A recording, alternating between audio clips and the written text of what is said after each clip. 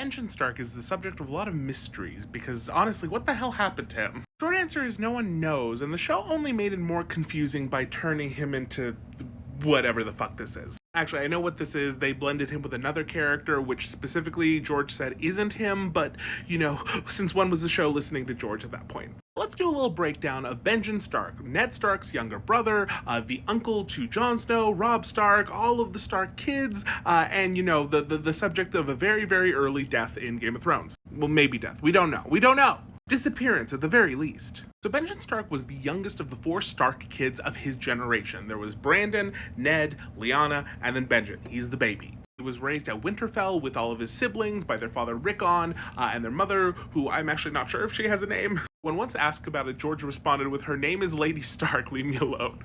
I added the "leave me alone." I think the sentiment being that not every one of these side characters or so-and-so's mother or father or whatever is important to the story, so stop asking me for names. There's only so much creativity in the world. I googled it. George seems to have settled on Liara. Well done. Now, from what we know about Benjen's childhood, he did attend the tourney of Harrenhal, that tourney where all the stuff happened. All the mysteries started mysterying, where Lyanna probably first met Rhaegar, where all of the stuff just started to go wrong, but no one really realized it yet. Until, you know, Rhaegar crowned Lyanna the queen of love and beauty instead of his wife, who was sitting right there being like, "Hey, I'm like really ill after giving you yet another child. Really? Really? You can't call me pretty once, motherfucker?" I may be projecting. From what we know of the tourney, Benjen gets a mention in the retelling when Mira and Jojen Reed are telling Bran the story of what happened at Harrenhal. They do mention that when Helen Reed, their father, got basically jumped by a couple of squires, it was Benjen who offered Helen some armor if he wanted armor to like put on and then like defeat them in the tourney. And Helen was like, "I'm 4 foot tall, man. It don't matter if I have armor or not." He didn't actually say that. Okay, chill. Sentiment. It's subtext, okay?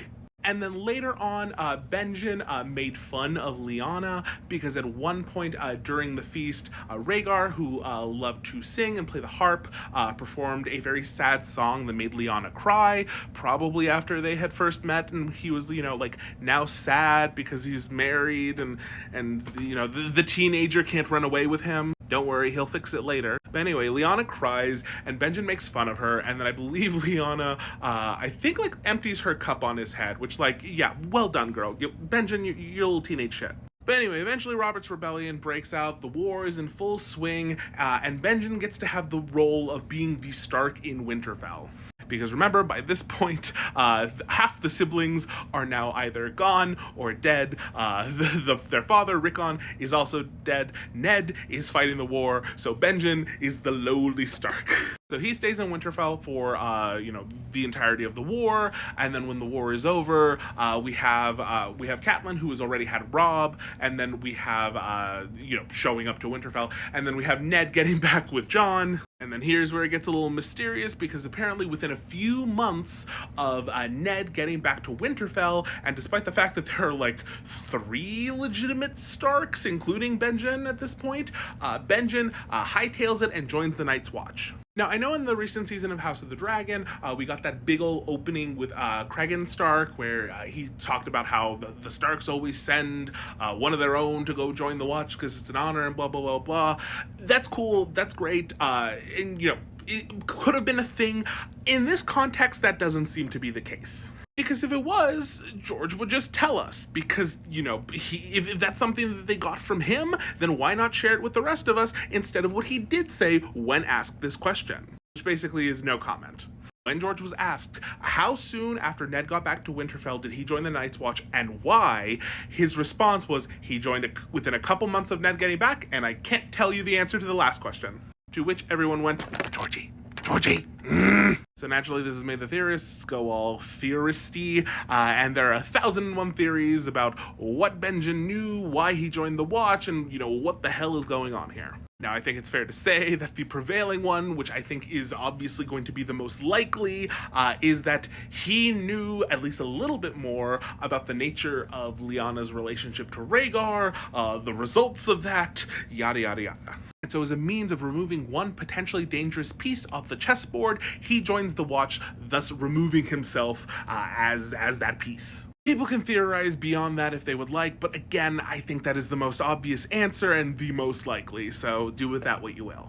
But once he does join the Watch, he does pretty well for himself. He eventually rises to the position of First Ranger. That is one of the leadership positions in the Night's Watch. You are the head ranger. You are the leader of that group. You know, there's rangers, there's stewards, there's builders, who all, you know, do the tasks associated with that position, and he's in charge of them. First Ranger is also a position that often leads to becoming the next Lord and Commander of the Night's Watch, and most people, prior to his disappearance, assumed that Benjen would take that position once Jeor Mormont passed away. But he doesn't get to, because disappear. So something to make clear that the TV show, again, kind of confused in people, is that in the books, Benjen Stark disappears on that ranging, and you never see him again. Now, maybe he's going to show up later, we don't know, but as of this point, he has not shown up again, and finally, after several books, is now, like, presumed to be dead. There are lots of odd bits and bobs about his disappearance. He did, I'm trying to remember, he was supposed to have, passed by Craster and Craster's Keep, the guy with the daughter, that thing. He was supposed to have passed by him on his last ranging, and then when the Great Ranging happens, where Lord Commander Mormont takes, like, I don't even remember how many, was it hundreds, 1,000, 2,000 men of the Night's Watch, north of the Wall to do a ranging, to investigate the wildlings, search for Benjen, etc. When he talks to Craster, Craster's like, I haven't seen Benjen Stark in like 3 years. I don't know what you're talking about. So what the fuck was Benjen doing? We don't know. At the end of the first book, after he and his like little ranging disappear, they do find the bodies of a couple of the people that he was with and bring them back to the Wall. And that's where you get like the first like whites waking up with the blue eyes, and they try to kill Mormont, and then Jon does his whole like, I think he like burns them. Because in the books, he like really like burns his hand really badly. I think it was his hand. Correct me in the comments, blah, blah, blah. But yeah, beyond that, we don't have a lot of information. One thing that's, I think, speculated pretty heavily about is the little cache of dragon glass and the random old horn that's wrapped up with it. Some people believe that that was Benjen Stark, who like buried it there for the Night's Watch to find.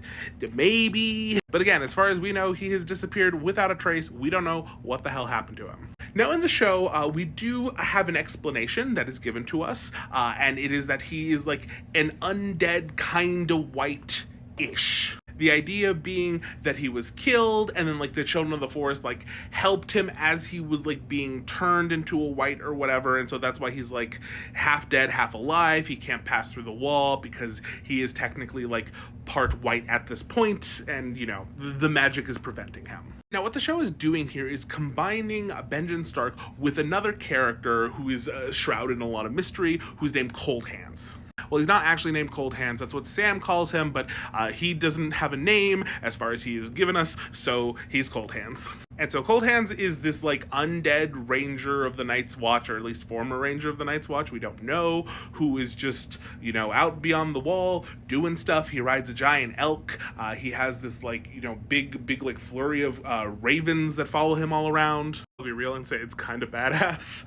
But Cold Hands is a distinct character from Benjen Stark. The show combines the two because it's just easier that way. In the books, Cold Hands helps several characters out beyond the Wall. He helps Sam and Gilly escape some whites and eventually helps them get back to the Wall. And as they do that in the books, I guess spoilers if you haven't been spoiled yet, that's where Sam and Gilly meet Bran and Mira and Jojen. Because yes, Sam just gets to meet all the Stark kids who ever existed.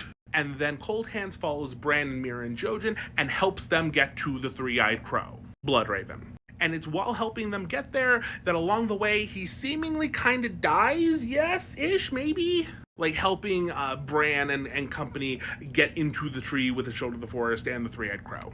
I know what people will want to say and be like, okay, well that's obviously Benjen Stark, like it makes sense, like there's a reason the show combined them, but there's an issue with that. Behold, a manuscript page from A Dance with Dragons, where the editor in the margin writes, is this Benjen? I think it's Benjen, ...